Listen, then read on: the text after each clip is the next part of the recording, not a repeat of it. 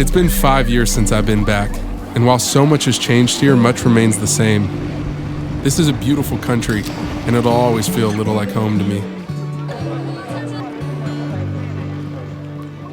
What's this? Some Rolex, baby.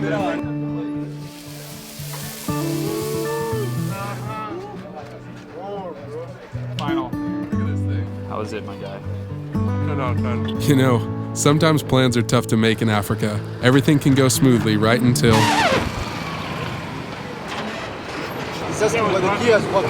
like an hour and a half deep into the journey, lost power. Mechanic just popped up. Don't know where he's from. But hey, anyone wearing coveralls, I trust that they know what they're doing with engines. Well, we're back on the road. We are so far behind schedule. Mark, how many hours we got left? I think 6, probably. Yeah, 6. So, a few months back, a friend of mine who runs an orphanage asked for some help building a well. I made a few calls, asked a few favors, and then booked some flights. Next thing I knew, we were on our way. What's up, everybody? We have made it to Bundabugio. Today is day 1 of the well dig. Excited to show you guys what we got going on. Our first day here was spent setting up the drill to get ready to dig. We learned a lot from these guys about what it takes to drill for water out in these rural areas. These guys are masters at what they do, and it was an honor to get to watch them work. The man who kept everything in motion around here was named B-Tech. I had heard so much about him, but this was my first time meeting him. B-Tech was raised in northern Uganda in a small village near Gulu. As a boy, he walked hours every day to get fresh water. He told me when he was young, he would watch outsiders come into villages nearby to dig wells. Something told him he didn't have to wait for help anymore, that he could be his own help. He's since made it his life's mission to end the water crisis in Uganda, and hundreds of wells later, I'd say he's done a hell of a job.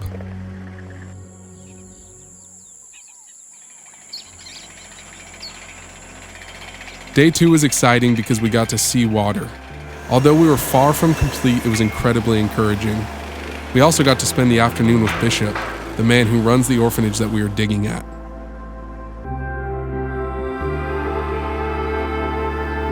When the rebels invaded us from Congo and came and killed very many people here, the children they left had no parents, so they could not go to school.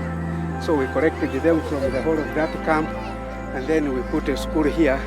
Bishop told us at a young age God said he'd be a father to orphans. That was 40 years ago, and he's never looked back on his calling. It's refreshing to meet someone who finds out what they're created for and never falters from it. I learned a lot from Bishop this trip. I think his life teaches a lesson that words could never express. Hey, B-Tech, what's going on? Hey, Jeff, the bad news. I'm really sorry. The road progress is too much here. Our drilling machine has got broken down and can't continue. We have to send for spares from Kampala. Okay. How long do you think it'll take? I don't know, Jeff. I'm really sorry this is happening. We have to move to another side on the property, and then I will let you know as soon as I can.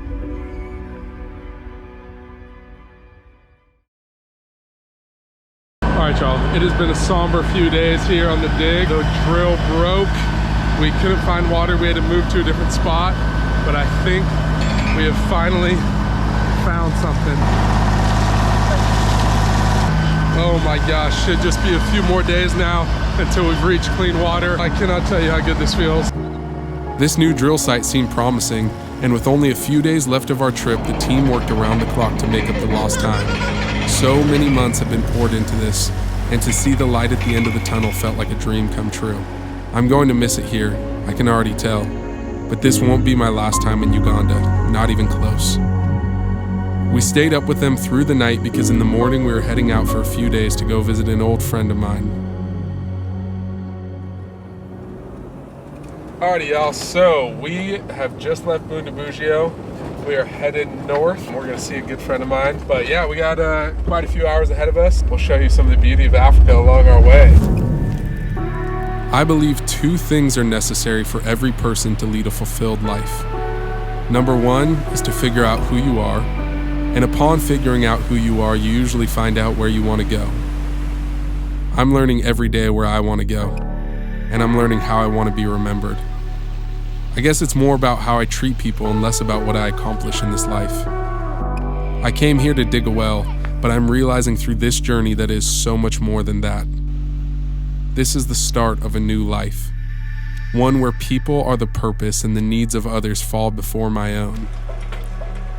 My dad always taught me that part of being a man is taking responsibility for things that you didn't cause, because at the end of the day, somebody has to. That message is becoming more clear than ever. Well, boys, breakdown number who knows what. We hit a pothole. She stopped running. But luckily, we have the legend Sid Harper here with us. We got lots of rope. We're gonna see what we can do. It took a while, but Sid was able to tow us all the way back to his home. 14 hours of travel later, and we were ready for some sleep.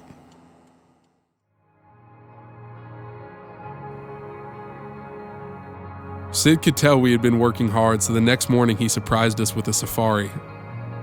I met Sid 5 years ago, but it's felt like I've known him my whole life. Sid and his family live in northern Uganda. They work alongside young South Sudanese refugees that have been displaced from their homes. I learned a lot from Sid by the way he leads his life, but one of my favorite parts of the trip was just sitting around the fire and asking him some questions.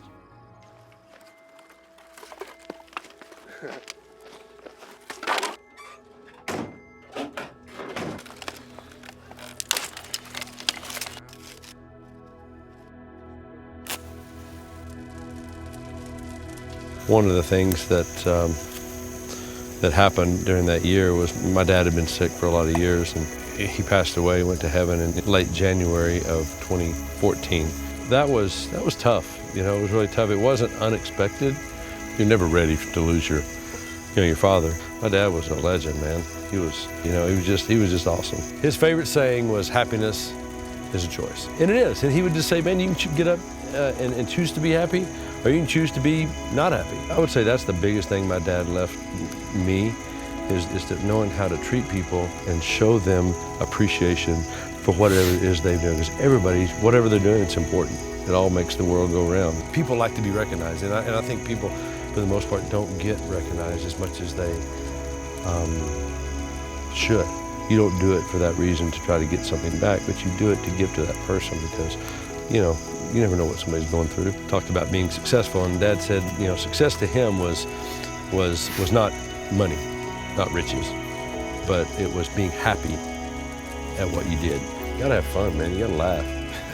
I mean, I love to laugh. That's one of my favorite things in the world, is just make people laugh. Struggles are interesting, I guess, to me. It's easy for me a lot of times just to jump right into that struggle, but then I get in the middle of it and I have that crisis of belief. I don't know, for me, that gumption just kind of comes back up, that like, okay, this is crazy faith, but it's only crazy till it happens. The Holy Spirit always puts something in my path that reminds me of who I am. That's something we've always said with our family. It's like just, because people will always ask, well, how do you do that? We just don't do any different than anybody else. But you just keep putting one foot in front of the other and doing the next right step. You see something needs to be done, doesn't matter whose fault it was or how it happened or whatever, just fix it, you know? So many people walk through life and think, nobody even knows I'm here, they don't even care. I think people they don't know how to find happiness. When you tell somebody, man, I see you and I hear you and you're worth being celebrated. We Westerners, we Americans, we want the whole shebang, you know, right now. Just, what is it gonna cost? I'll write a check, just let me do it, you know? But that's not really the best way. There's so much that you learn along the way. It's about the journey, because that's really where it's at. It's not the destination. It's the journey where you have all the fun and the learning and success and the failure. I think our human nature wants to hold on to comfort. Living life sometimes is not easy, you know. You just gotta push in and do the hard stuff, and that's okay, you know. It grows character, grows your grit. I want to be remembered as somebody who loved well, worked through the struggles of life, and found the joy in them. And yeah, I think that's it. Simple, you know. For you to find happiness is to help somebody else find their happiness. You love big and small ways that make a big difference, and just keep chugging, you know. Keep on living, baby. That's it, man.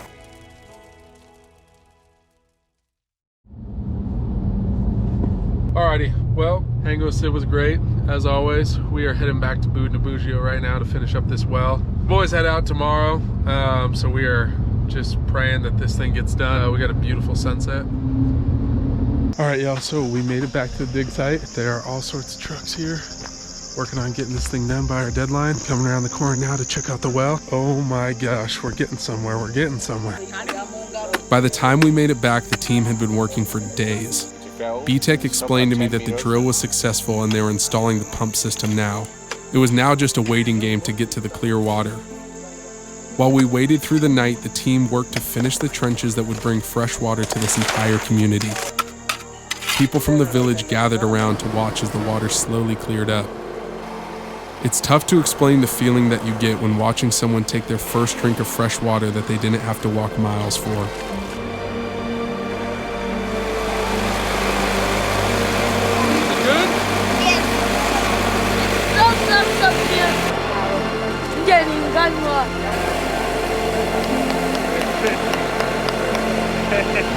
Yeah, this water is very clear.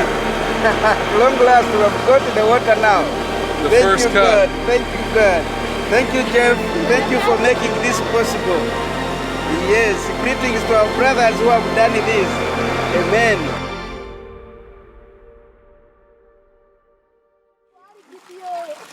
You know, I read a story once of a man who stumbled across a treasure in a field. He believed it to be so valuable that he went and sold all that he owned to go back and buy that field. We only get one chance at this life, and if we get really lucky, then we get to find one treasure. I think I've found mine. It's a life lived for something greater than myself. Don't worry about saving the world. Just do what you can with what you have for the people around you, because we can all be superheroes for somebody. Find your treasure, that thing that makes you come alive, and don't stop until you can hold it with your own two hands. Somebody right now is waiting for a miracle. Somebody is waking up not sure if they'll make it through today.